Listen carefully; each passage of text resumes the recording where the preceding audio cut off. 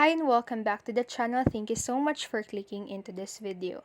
So today I am going to teach you how to find threads on your App Store or on your Play Store, even in your Play Store. So since I am using an Android device, I can only show this on the Play Store. But if you're using an iOS device and you are using the App Store, don't worry because the process is still the same.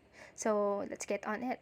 Just tap onto your Play Store if you're using an iOS or an Android rather. But if you're using an iOS device, go ahead and tap onto your App Store, and on your search bar, just type in the Instagram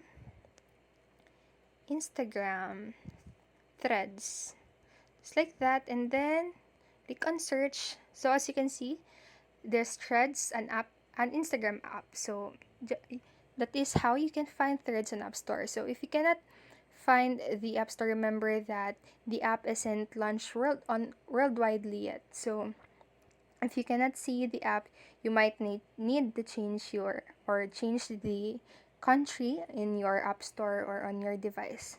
So that is all for this video, and I hope this helped you. And if it did, please make sure to like the video, subscribe to the channel, and click the notification bell button so you won't miss a video. Thank you so much for watching and have a great day.